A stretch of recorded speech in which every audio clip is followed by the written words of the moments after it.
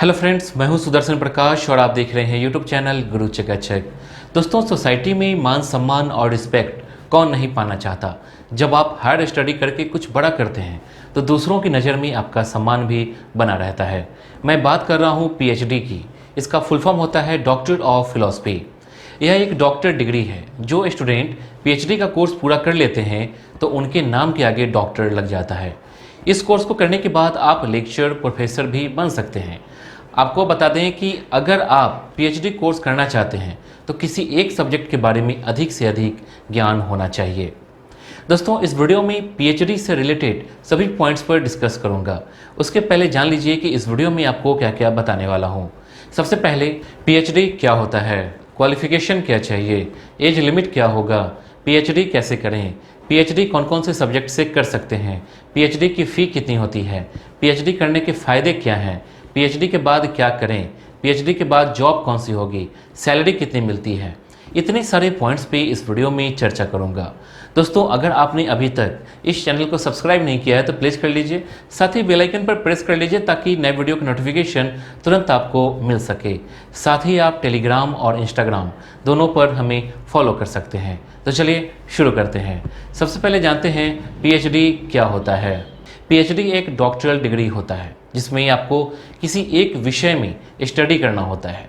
PhD का course 3 वर्ष का होता है जिसे आप 6 साल के अंदर पूरा कर सकते हैं। इस डिग्री को करने के बाद आपके नाम के आगे डॉक्टर शब्द लग जाता है। किसी यूनिवर्सिटी में प्रोफेसर या लेक्चर बनने के लिए या आप चाहें तो किसी खास विषय में डेप्थ स्टडी के लिए आप पीएचडी कर सकते हैं। जिस विषय में आप पीएचडी करते हैं उस विषय का आपको बहुत ज़्यादा ज्ञान हो जाता है और उस विषय के आप विशेषज्ञ भी कहलाते हैं, मतलब स्पेशलिस्ट कहलाते हैं। अब जानते हैं क्वालिफिकेशन क्या चाहिए। दोस्तों, पीएचडी के लिए आपका ग्रेजुएशन पास होना जरूरी है। इसके साथ ही आपकी मास्टर डिग्री मिनिमम 55% मार्क्स होना कंपलसरी है।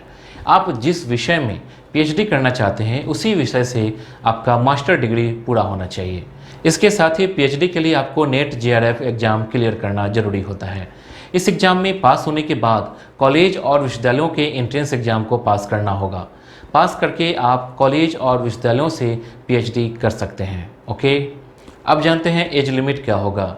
दोस्तों, पीएचडी एक प्रकार का कोर्स है। इसके लिए कोई एज लिमिट नहीं होता। आपने अगर ग्रेजुएशन और पोस्ट ग्रेजुएशन किया है तो आप किसी भी उम्र में पीएचडी के लिए अप्लाई कर सकते हैं। तो अगर आप भी विचार बना रहे हैं तो सबसे पहले आप अपने क्वालिफिकेशन को चेक कीजिए और अगर आप क्वालिफाई हैं तो आप पीएचडी कर सकते हैं। अब जानते हैं पीएचडी कैसे करें। दोस्तों, पीएचडी करने के लिए आपको विषय के प्रति समर्पित होना पड़ता है। पूरी जी जान लगाकर उस विषय को अपने जीवन का भाग बनाना होगा।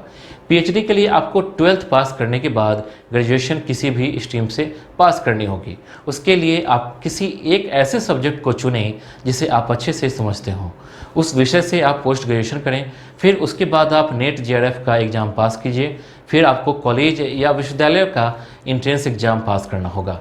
वहीं कई कॉलेजों में एंट्रेंस पेपर नहीं होता, डायरेक्ट इंटरव्यू के लिए बुलाया जाता है। इंटरव्यू में पास होने वाला स्टूडेंट उस कॉलेज और विश्वविद्यालयों से पीएचडी की पढ़ाई कर सकता है। तो अगर आप भी पीएचडी करना चाहते हैं तो आपको इन सभी स्टेप को पार करना जरूरी है।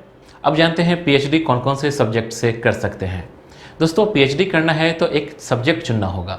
आपको बता दें कि पीएचडी के लिए कौन सा सब्जेक्ट लेना चाहिए यह पूरी तरह से आपके ऊपर निर्भर है। पीएचडी का अर्थ किसी विषय में विशेषज्ञता पाना और आप उसी विषय के विशेषज्ञ बन सकते हैं जिसमें आपको आनंद आता हो। फिर भी आपकी जानकारी के लिए बता दें कि PhD English, Hindi, history, agriculture, psychology, chemistry, physics, bioscience, commerce, management, business administration, social work में पीएचडी, लॉ में पीएचडी और कई विषय हैं जिससे आप पीएचडी कर सकते हैं। अब जानते हैं पीएचडी की फ़ी कितनी होती है। दोस्तों, पीएचडी कोर्स में लगने वाली फ़ी और समय की बात करें तो इसकी फ़ी कॉलेज पर निर्भर करती है। औसतन सरकारी कॉलेज में 15 से 20 हज़ार रुपये प्रति वर्ष फीस ली जाती है और प्राइवेट कॉलेज में इससे ज़्यादा ही होती है। तो अगर आप पीएचडी करना चाहते हैं तो कॉलेज की वेबसाइट को चेक कर लीजिए ताकि आपको वहाँ की फ़ी स्ट्रक्चर आपको पता चल सके। दोस्तों, आपको मैं एक ऐप रिकमेंड करना चाहूँगा जिसका नाम है IFAS यहाँ पर आप CSIR UGC नेट का प्रिपरेशन कर सकते हैं। इसके साथ साथ कई सारी कोर्सेज इस ऐप में उपलब्ध है, जैसे कि NTA UGC net, set etcetera. इसमें एक्सपीरियंस फैकल्टीज द्वारा एग्जाम ओरिएंटेड कोर्सेज डिजाइन किया गया है। दोस्तों आपको बता दूं कि IFAS द्वारा रिसेंटली एक कोर्स लॉन्च किया गया है, जिसमें UGC नेट 2022 की 45 डेज की फुल प्रिपरेशन कराई जा रही है, जिसमें paper 1 computer science, management and English, इन सभी सब्जेक्ट की फ़ी अलग अलग है। इन चारों कोर्सेज पर आपको 50% का डिस्काउंट दिया जा रहा है। आपको स्क्रीन पर फ़ी स्ट्रक्चर दिख रहा है। 50% डिस्काउंट के साथ पेपर 1 749 में मिलेगा, बाकी के तीनों कोर्सेज 1249 में मिलेगा। ये ऑफर वेडनेसडे तक है। ओके, इसके साथ साथ इसमें daily live classes, doubt solving with strategy, daily practice question, previous year question उपलब्ध है। अब जानते हैं PhD करने के फ़ायदे क्या हैं।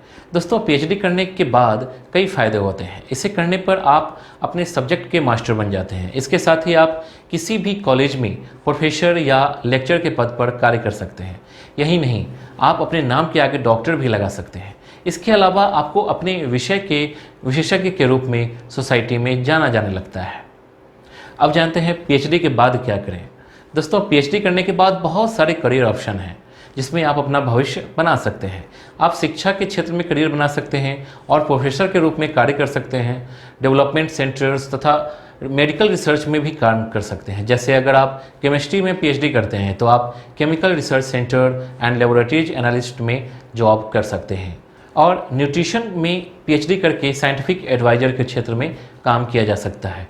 वहीं अगर आप सरकारी नौकरी करना चाहते हैं तो आप सरकारी विभाग में एडवाइजरी पद पर भी काम कर सकते हैं। इसके लिए आपको लॉ में PhD करना होगा।